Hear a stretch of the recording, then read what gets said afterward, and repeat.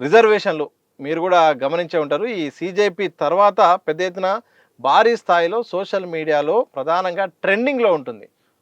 మిలియన్ల కొద్ది ఫాలోవర్స్ కూడా ఉంటున్నారు. ఇదే సందర్భంలో రిజర్వేషన్ హఠావో ఆందోళన అనే పెద్ద ఎత్తున వినిపిస్తున్న సందర్భంలో మనం నేపథ్యం కంటే ముందే ఒక్కసారి ఈ అంశం గురించి ఒకసారి ఏం జరుగుతుంది? సోషల్ మీడియా దీని వెనుక ఏమైనా ఉండే అవకాశం ఉందా? ఒకసారి చెప్పే ప్రయత్నం చేస్తారా? ఇప్పుడు భారతదేశ వ్యాప్తంగా రిజర్వేషన్లను తీసేసేటువంటి ఒక దుర్మార్గమైనటువంటి ప్రక్రియ తీసుకొస్తున్నారు. అది బీజేపీ కానీ, హ్మ్. గతంలో కాంగ్రెస్ కానీ. హ్మ్. కానీ అది అసాధ్యమైనటువంటి విషయం వాళ్ళకి తెలుసు. వాళ్ళతో కాని పని అన్నది విషయం కూడా వాళ్ళకి తెలుసు. హ్మ్. కానీ వాళ్ళ ప్రయత్నంలో భాగంగా దాని మీద ఒక రకంగా అంటే మేము వాడి పడేసినటువంటి కట్టెలతోని మంటలు కాపుకునేటువంటి దుర్మార్గులు. హ్మ్. అలాంటి కట్టెలను నిమిషంకో 10 వాడేస్తాం మేము. హ్మ్. మా నుండి దూరమైనటువంటి 10 మంది చెంచాలను పట్టుకొని వాళ్ళతో మీరు ఉద్యోగం కొనసాగిస్తామని చెప్పేటువంటి దుర్మార్గమైనటువంటి పద్ధతిని మేము వ్యతిరేకిస్తున్నాం. హ్మ్. అలాంటి కట్టెలను మేము వాడి పడేసినాం అని చెప్పి మీకు విజ్ఞప్తి కూడా చేస్తున్నాం. ఓకే. వాళ్ళతో మీరు ఉద్యోగం చేయడం అనేది శుద్ధ దండగా. హ్మ్. రిజర్వేషన్ మీద అవగాహన రాహిత్యం ఉండి, నిజమైనటువంటి అవగాహన లోపం ఉండి, హ్మ్. అంటే ఎక్కడ కూడా వాళ్ళకి దాని చరిత్ర ఇది తెలవకపోవడం అవగాహన లోపమేనా? 100%. హ్మ్. ఇప్పుడు బీసీలు రిజర్వేషన్ గురించి పోరాటం చేయాలి. వద్దని పోరాటం చేస్తున్నారు అనంటే వారి చేతులను, వారి కాళ్ళను సజీవంగా వారిచ్చి వారే నరుకుమని చెప్పి అంటే ఒక దుర్మార్గుడి చేతిలో కత్తి పెట్టి ఇవి నరకండి అని చెప్పి చెప్పడమే. హ్మ్. దానికి ప్రేరేపిస్తున్నటువంటి బీజేపీ, కాంగ్రెస్, ఆర్ఎస్ఎస్‌లను హ్మ్. మేము వాళ్ళ సంగతి చూస్తామని కూడా ఈ సందర్భంగా అంటున్నాం. మామూలుగా ఎవరో ఒకరు ప్రేరేపిస్తారుగా. ఒకటి కాంగ్రెస్ ఆర్ బీజేపీ కానీ 2 ప్రేరేపించే యొక్క పరిస్థితి ఈ యొక్క ఉద్యమం వెనుక ఉందనుకుంటుర్రా? 100%. హ్మ్. భారతదేశంలో 60 ఏండ్ల సుదీర్ఘంగా 60 ఏండ్లు కాంగ్రెస్ పాలన జరిగింది. హ్మ్. అనేక అక్రమాలు జరిగినాయి. రిజర్వేషన్ల మీద అత్యంత దారుణమైనటువంటి దాడి కాంగ్రెసే చేసింది. దాని తర్వాత వాళ్ళ బిడ్డ అనుకోవచ్చు, వాళ్ళకు పుట్టినటువంటి మనవ వారసు అనుకోవచ్చు. హ్మ్. వారు 90వ దశకం నుండి వారు మొదలుపెట్టిరు అది బీజేపీ. వీరిద్దరు వేరని నేను ఎట్లా అనుకుంటా? హ్మ్. ఒక నువ్వు అక్కడున్నావు, నేను ఇక్కడున్నా అన్న. మన ఇద్దరు గ్రాస్ రూట్స్ అన్నీ సేమ్ ఉన్నాం కదా! నువ్వు చేసిన పని, నేను చేసిన పని సేమ్ అయినప్పుడు హ్మ్. మీరిద్దరు ఒక్కటే అని నేను ఎందుకు అనుకోకూడదు? నువ్వు నేను ఒకటే కదా! నువ్వు చేసిన పని అది, నీ వారసత్వంగా నేను చేస్తున్నా. హ్మ్. నువ్వు నేను వేరు అని నేను ఎట్లా అనుకుంటా? 100% కాంగ్రెస్, బీజేపీలు ఇద్దరు ఒకటే. వీళ్ళు చేసినటువంటి దుర్మార్గమైనటువంటి ప్రక్రియనే ఈ దేశంలో ఉన్నటువంటి మనోధర్మ, మనుస్మృతిని హ్మ్. వీటన్నిటిని అమలుపరిచి భారతదేశంలో ఉన్నటువంటి మెజారిటీ ప్రజలను బానిసత్వంలోకి నెట్టడం వీళ్ళ పని. రియల్‌గా వాళ్ళు నెట్టలేదే అనుకో. వాళ్ళు రియల్‌గా ఈ దేశ ప్రజల యొక్క అభ్యున్నతి కోరుకుని మెజారిటీ ప్రజల యొక్క అభ్యున్నతి కోరుకున్నాడే అనుకో. హ్మ్. మరి ఈ దేశంలో ఇంత అభ్యున్నతి కోరుకున్న వాడైతే ఇక్కడ అభివృద్ధి ఎక్కడిది? హ్మ్. చూయించు ఎక్కడుంది అభివృద్ధి ఏది? ఎక్కడున్నారు? 70 ఏండ్లు స్వతంత్రం దాటి 80 ఏండ్లు దాటిపోతుంది ఇవాళ. అవును. గణతంత్ర భారతదేశంలో, స్వతంత్ర భారతదేశంలో హక్కుల గురించి కొట్లాడేటువంటి పరిస్థితి ఏర్పడ్డది అనంటే ఎక్కడ అభివృద్ధి జరిగిందని మనం ఆలోచించుకోవాలి. హ్మ్. కాబట్టి మనమేమంటున్నాం వీళ్ళిద్దరు దూరమేం కాదు. హ్మ్. వీళ్ళిద్దరు ద్వంద్వ వైఖరి. వీళ్ళిద్దరు కూడా అండర్ గ్రౌండ్ ఫ్రెండ్స్ వీళ్ళు. చెట్టు ఆడొక చెట్టు ఉంటుంది, ఈడొక చెట్టు ఉంటుంది. కానీ గ్రాస్ రూట్స్ అన్నీ అండర్ గ్రౌండ్‌లో సేమ్ ఉంటాయని నేపథ్యం అంటున్నా. ఒకటే. నేపథ్యం ఒకటే. హ్మ్. ఒకడు పెద్దోడు, ఒకడు చిన్నోడు అంతే. హ్మ్. కొంచెం వాడు ముందు పుట్టిండు 1885లో. హ్మ్. వీడు దాని తర్వాత 1870 దశకంలో పుట్టిండు. అంతే తేడా అంతే. వాళ్ళిద్దరి నేపథ్యం ఒకటే. రిజర్వేషన్‌ల అవసరము ఇప్పుడు ఉందా? లేదా? అని రకరకాల చర్చలొస్తున్నాయి నిజంగా. కానీ అసలు రిజర్వేషన్‌లు ఎందుకొచ్చాయి ఈ దేశంలో? ఏ రకాలుగా వచ్చాయి? అసలు రిజర్వేషన్‌ల వెనక ఎలాంటి చరిత్ర ఉంది? రిజర్వేషన్లు భారతదేశంలో రిజర్వేషన్లకు గీటురాయి కులం మాత్రమే. హ్మ్. ఇప్పుడు రిజర్వేషన్లు ఎందుకొచ్చినాయి? ఒక విషయం మనం గమనించండి. హ్మ్. మలేరియా వచ్చిందనంటే మనం దాని వెనకాల ఎందుకు మలేరియా వచ్చిందనేటువంటి ప్రస్తావన అవసరం. అవును. దాని వెనుక బురదుందా? దాని లేదా కిచెన్‌లో మనం ఏమన్నా సరిగ్గా తోమకుండా ఇడిసపెట్టినామా అనేటువంటిది ఎంత ఇంపార్టెంటో, హ్మ్. భారతదేశంలో రిజర్వేషన్ సిస్టమ్ వచ్చింది అనంటే దాని వెనుక ఎందుకు వచ్చినటువంటి ఆరిజినేట్ పాయింట్ కూడా అవసరం. భారతదేశంలో రిజర్వేషన్‌కు గీటురాయి కులం మాత్రమే. కులం ద్వారా వచ్చినటువంటి అసమానతలు మాత్రమే. కులం ద్వారా వచ్చినటువంటి అడ్డంకులు మాత్రమే. కులం ద్వారా వచ్చినటువంటి ఈ దుర్మార్గమైనటువంటి వ్యవస్థ మాత్రమే. బానిసత్వము, అంటరానితనము ఇవన్నీ కూడా కులంకు గీటురాయి. హ్మ్. కులము దాని ద్వారానే వెలువడ్డది. కులం ద్వారానే ఇవాళ రిజర్వేషన్లు వచ్చినాయి. ఈ రిజర్వేషన్లు అందరూ అంటున్నారు రిజర్వేషన్ అంటే ఏమన్నా బస్సులో సీట్ ఆపుకున్నంత ఈజీయా? రిజర్వేషన్ అంటే ఏంది? ఉమ్, రిజర్వేషన్ అంటే రిజర్వేషన్ కాదు, ప్రాతినిధ్యము. రిజర్వేషన్ అనేటువంటి పదాన్ని ఎక్కడ కూడా బాబాసాహెబ్ అంబేద్కర్ సూచించలే. ఓకే. ఈ దుర్మార్గులంతా కూడి డ్రాఫ్టింగ్ చేస్తున్నప్పుడు ఆ క్రమంలో ఈ లేదు సవరణలు చేసినప్పుడు రాసినటువంటి విషయాలు అవన్నీ. ఉహు, reservation is not an reservation. Reservation is అనే real representation of all backward communities in all 4 public sectors like education, employment, judiciary, legislative. Okay. Representation. ప్రాతినిధ్యం అని అంటున్నా, భాగస్వామ్యం అని అంటున్నా, ఎవరి జనాభా తమాషా ప్రకారం వారికి అంత వాటా అని అంటున్నా.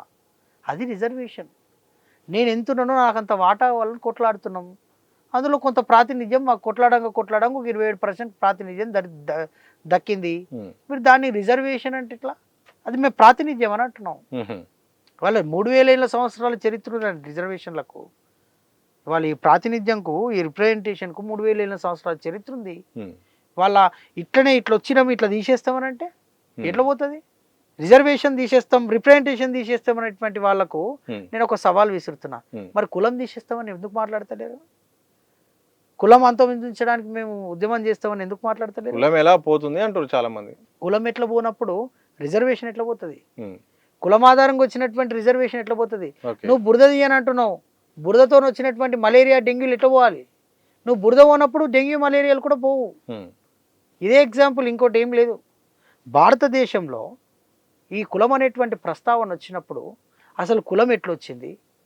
ఈ బ్రాహ్మణ మనవాద వ్యవస్థ, ఈ దుర్మార్గమైనటువంటి వ్యవస్థ కులాన్ని తయారు చేసి ఈ దేశంలో ఉన్నటువంటి మెజారిటీ ప్రజలను ఉమ్, 6743 కులాలుగా విభజించి వీళ్ళకు కొన్ని అంటరాని వాడుగా, కొన్ని అస్పృశ్యుడిగా, కొన్ని శూద్రుడిగా, ఇంకోటి బ్రాహ్మణ, క్షత్రియ, వైశ్య, శూద్ర, అస్పృశ్యుడిగా ఈ పంచమ వర్ణాలను ఏర్పాటు చేసి మీదున్నటువంటి తలలో బ్రాహ్మణుడు బ్రహ్మ తలలోకి వెళ్ళి పుట్టినటువంటి బ్రాహ్మణుడు ఈ దేశాన్ని మొత్తం చూసుకుంటాడు, భుజాల్లోకి వెళ్ళి పుట్టినటువంటి క్షత్రియుడు ఈ దేశాన్ని రక్షణ విభాగం చూసుకుంటాడు, కడుపు తొడల భాగం నుండి పుట్టినటువంటి వైశ్యుడు ఈ దేశంలో బిజినెస్ చేస్తాడు, కింద ఉన్న వాళ్ళు మీ పై ఉన్న 3 వర్ణాలకు సేవ చేస్తున్నారు అనేటువంటి కాన్సెప్టు భారతదేశంలో ఉంది. ఉమ్, ఈ కులం ఉన్నంత రోజులు, ఈ వర్ణ వ్యవస్థ ఉన్నన్ని రోజులు, ఈ చాతుర్వర్ణ వ్యవస్థ ఉన్నన్ని రోజులు ఉమ్, ఈ కులం ఉంటుంది.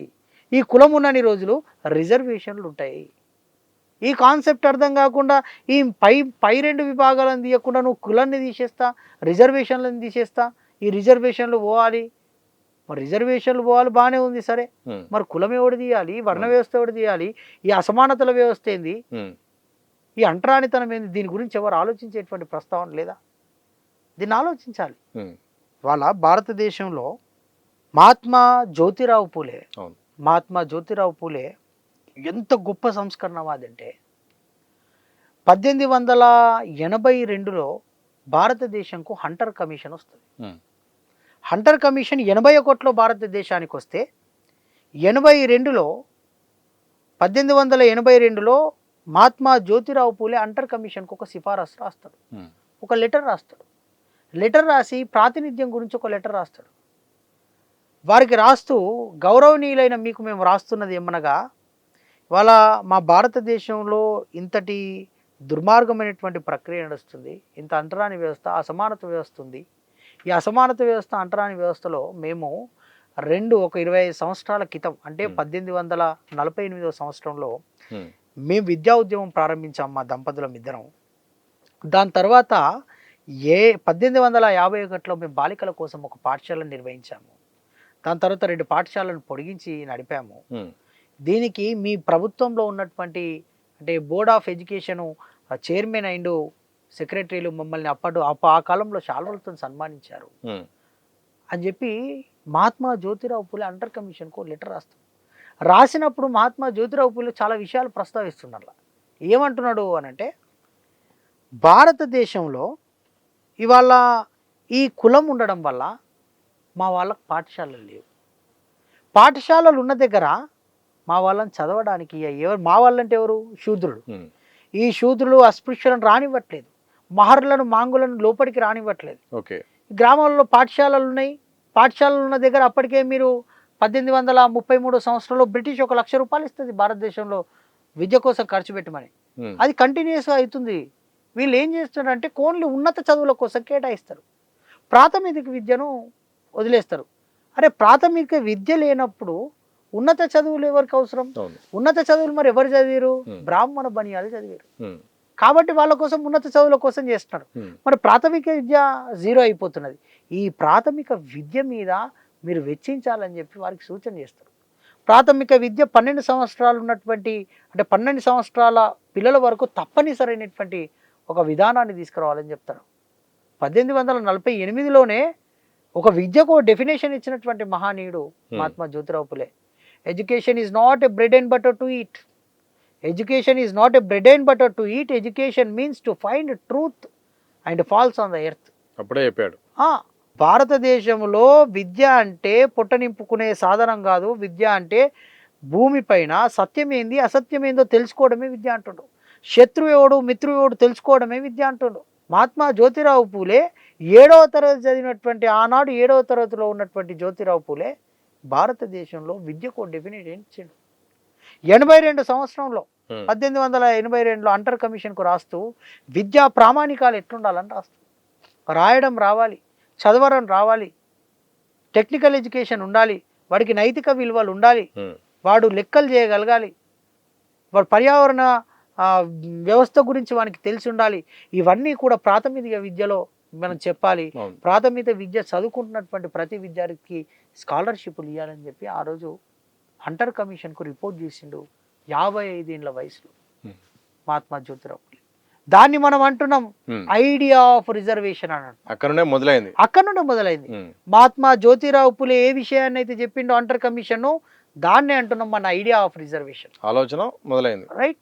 దాని తర్వాత దాని వారసత్వంగా తీసుకున్నటువంటి రాజర్షి ఛత్రపతి సాహు మహారాజు, కొల్లాపూర్ సంస్థానాధీశుడు, అధిపతి బాబాసాహెబ్ అంబేద్కర్ భవిష్యత్తులో అంటే వేరే దేశాలలో చదువుకోవడానికి స్కాలర్షిప్ ఇచ్చినటువంటి గొప్ప మహారాజు తొలుత తన యొక్క సంస్థానంలో 50% రిజర్వేషన్లను ఇంప్లిమెంట్ చేసినటువంటి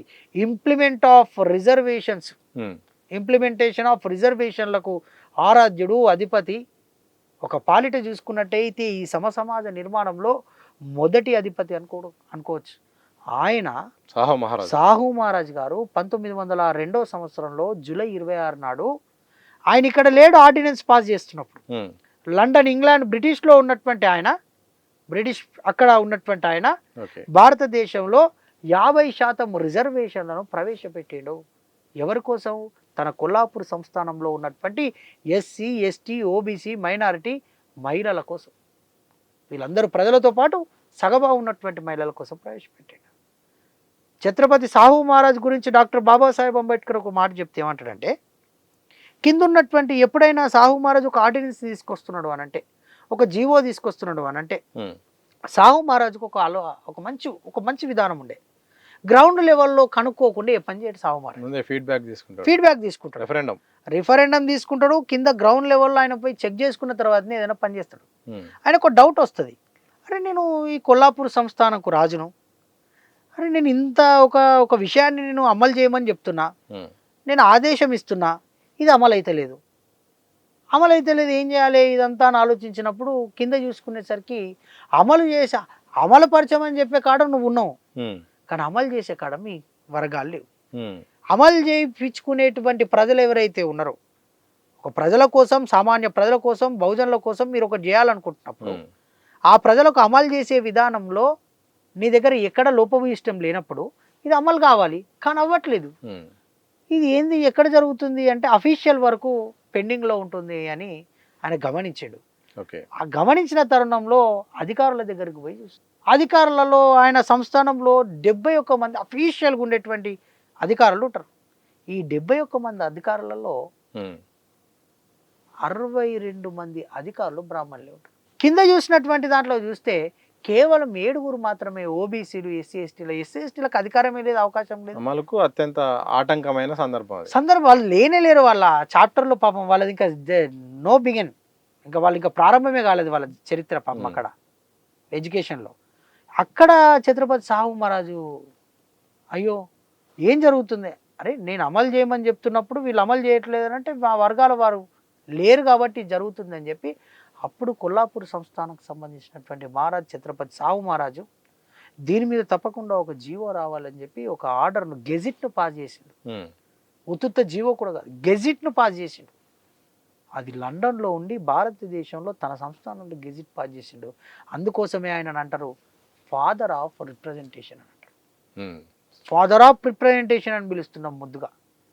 ఛత్రపతి సాహు మహారాజ్ చేసినటువంటి ఆ నిర్మాణాన్ని పట్టుకొని Mahatma Jyotirao Phule Hunter commission report ఇచ్చిండు. ఏదైతే ఐడియా ఆఫ్ రిజర్వేషన్, దాని తర్వాత ఇంప్లిమెంటేషన్ ఆఫ్ రిజర్వేషన్, దీనికి చట్టబద్ధత కల్పించింది డాక్టర్ బాబాసాహెబ్ అంబేద్కర్. మహాత్మా జ్యోతిరావు పూలే తన 55 సంవత్సరాల వయస్సులో హంటర్ కమిషన్కు రిపోర్ట్ ఇస్తే 28 ఏళ్ళ వయసులో సాహు మహారాజ్ గారు 50% రిజర్వేషన్లను తన సంస్థానంలో ప్రవేశపెట్టారు. 28 ఏళ్ళకు ఒక ఎంతటి జ్ఞాన చతురత ఉండొచ్చు సాహు మహారాజ్కి, ఎంతటి ముందు చూపు ఉండొచ్చు. శివాజీ యొక్క నిజమైనటువంటి ఆలోచన విధాన వారసుడు ఛత్రపతి సాహు మహారాజ్ కాబట్టి చేసింది. దాని తర్వాత వచ్చినటువంటి డాక్టర్ బాబాసాహెబ్ అంబేద్కర్ లెవెల్ 3. దాని తర్వాత వచ్చినటువంటి డాక్టర్ బాబాసాహెబ్ అంబేద్కర్ దాన్ని తీసుకొని 1927 సంవత్సరంలో భారతదేశానికి సర్ జాన్ సైమన్ కమిషన్ వస్తుంది. సర్ జాన్ సైమన్ కమిషన్కి ఇక్కడ జరుగుతున్నటువంటి అన్ని విషయాలను సైమన్ కమిషన్లో పొందుపరిస్తే ఈ చెప్పినటువంటి విషయాల మీద మాకు కూడా కొంత ఫండ్ కావాలని అడిగినప్పుడు, అప్పుడు రిజర్వేషన్లు కావాలి, మాకు కూడా ఎలక్షన్ పద్ధతి కావాలి, మాకు ఇవన్నీ కావాలి, వీటన్నికి చట్టపద్ధతి కావాలని అన్నప్పుడు 1930, 31, 32 రౌండ్ టేబుల్ సమావేశాలు జరుగుతాయి. ఇది ఎక్కడ బ్రిటిషు వారి సంస్థానంలో జరుగుతాయి. అక్కడ జరిగినప్పుడు అక్కడ ఉన్నటువంటి వాతావరణాన్ని అంతా అర్థం చేసుకొని డాక్టర్ బాబాసాహెబ్ అంబేద్కర్ను చాలా తీవ్రంగా మోసం చేస్తాడు గాంధీ. అప్పుడు డాక్టర్ బాబాసాహెబ్ అంబేద్కర్ జరిగినటువంటి 3 విషయాలలో ఈ భారతదేశంలో పుట్టినటువంటి ప్రతి పౌరుడికి వయోజన ఓటు హక్కు కావాలని అడుగుతాడు. భారతదేశంలో మాకు ప్రాతినిధ్యం లేదు కాబట్టి మాకు సపరేట్ ఎలక్ట్రోడ్స్ కావాలని అడుగుతాడు, ప్రత్యేక నియోజకవర్గాలు. దాని తర్వాత మాకు డ్యూయల్ ఓటింగ్ సిస్టమ్ కావాలని అడుగుతాడు. ఎవరి జనాభా తమాషా ప్రకారం వాటా కావాలని అడుగుతాడు. ఈ ఎవరి జనాభా తమాషా ప్రకారం వారికి అంత వాటా కావాలనేటువంటి నినాదం ఎవరు తీసుకొచ్చారు? మహాత్మా జ్యోతిరావు పూలే తీసుకొచ్చిండు. ఇప్పుడు మహాత్మా జ్యోతిరావు పూలే నిజమైన వారసుడు డాక్టర్ బాబాసాహెబ్ అంబేద్కర్ కదా. మహాత్మా జ్యోతిరావు పూలే 1890 సంవత్సరంలో చచ్చిపోయిండు. బాబాసాహెబ్ అంబేద్కర్ 91లో పుట్టిండు. కానీ తన యొక్క గురువులలో మహాత్మా జ్యోతిరావు పూలేని ఒక గురువుగా తీసుకున్నాడు. మొదటి గురువుగా గౌతమ బుద్ధుని తీసుకున్నాడు. వాళ్ళ వారి వారసత్వంగా వారి ఆలోచన విధానాన్ని తీసుకొని ముందుకు సాగుతున్నటువంటి వ్యక్తి బాబాసాహెబ్ అంబేద్కర్. 55 ఏళ్ల వయసులో అండర్ కమిషన్కు వారు సిఫార్సు చేస్తే 28 ఏళ్ల వయసులో వీరు అమలు పరిస్తే సాహు మహారాజ్ గారు 36 ఏళ్ల వయసులో 1927లో వీరు ఈ విషయాన్ని అంటే అక్కడ ఉన్నటువంటి సర్ జాన్ సైమన్ కమిషన్కు నివేదికిస్తాడు. అప్పుడు వచ్చినటువంటి విధానంలోకి వెళ్ళి వచ్చింది పూనా ఒప్పందం. ఆ పూనా ఒప్పందం చాలా దుర్మార్గంగా జరుగుతుంది. అప్పుడు ఈ రిజర్వేషన్లకు వ్యతిరేకంగా, ఓటుకు వ్యతిరేకంగా ఇవన్నీ హక్కులు కనుక ఈ దేశ ప్రజలకు వస్తే ఏమవుతుంది? వీళ్ళంతా డెవలప్ అవుతారు, వీళ్ళంతా ముందుకు వెళ్ళిపోతారు. ఈ చాతుర్వర్ణ వ్యవస్థ అనేటువంటి ఈ జాలిల నుండి బయటకు వెళ్ళడానికి ఇదంతా అనువైన వారి మార్గంగా మారుతుంది. కాబట్టి వీటన్నిటినీ కూడా ఆయన కుదించడానికి గాంధీ ఈ దుర్మార్గ ప్రక్రియను మొదలు పెడతాడు. అప్పుడు ఇక్కడ ఏదైతే లండన్లో వాళ్ళ దగ్గర ఒప్పుకొని వస్తాడు, ఒప్పుకుంటున్నాను నేనని చెప్తాడు. ఇక్కడికి వచ్చి ఎర్రవాడ జైల్లో పుణేలో దీక్ష చేస్తాడు. అప్పుడు డాక్టర్ బాబాసాహెబ్ అంబేద్కర్ మీద తలంతో ఒత్తిడి, దుర్మార్గమైనటువంటి ప్రక్రియను మొదలుపెట్టినటువంటి దుర్మార్గుడైనటువంటి గాంధీ మీద ఇవాళ ఈ దేశ ప్రజలకు స్వాతంత్రం, నిజమైనటువంటి స్వాతంత్రం వచ్చేటువంటి సమయంలో వీరందరినీ పక్కన పెట్టి ఆయన పోయి ఎర్రవాడ జైల్లో ఆమర నిరాహార దీక్ష కూర్చుంటాడు. ఎక్కడి నుండి పడితే అక్కడి నుండి ఒత్తిడి వచ్చి ఏమైనా గాంధీకి ఏమన్నా అయితే నీకు తలంటుకు వస్తుంది అనేటువంటి విషయం వచ్చినప్పుడు విధిలేని పరిస్థితులలో డాక్టర్ బాబాసాహెబ్ అంబేద్కర్ ఒప్పుకొని దాన్ని పూనా ఒప్పందం, పూనా ఓడబడిక ఒప్పందం అనేటువంటి పూనా ప్యాక్ట్ను అక్కడ సంతకం పెట్టి బయటకు వస్తాడు. ఆ రోజు వచ్చింది నిజమైనటువంటి హక్కు. మాకు ఓటు హక్కు అనేటువంటిది మాకు అక్కడ నుండే ప్రారంభమైంది. భారతదేశంలో మాకు సపరేట్ ఎలక్ట్రోడ్స్ అక్కడ నుండే ప్రారంభమయ్యాయి. 148 సీట్లలో 71 సీట్లు అక్కడ నుండే మేము రిజర్వ్డ్ స్థానాలు సంపాదించినాం. ఇవన్నీ కూడా అక్కడ నుండి వచ్చినటువంటి ప్రక్రియనే. ఇవాళ ఇది అంత దుర్మార్గంగా వీళ్ళు ఏదో మేము తీసుకొచ్చినాం, మేము చేసినాం. అరే మీరు చేసింది ఏంది?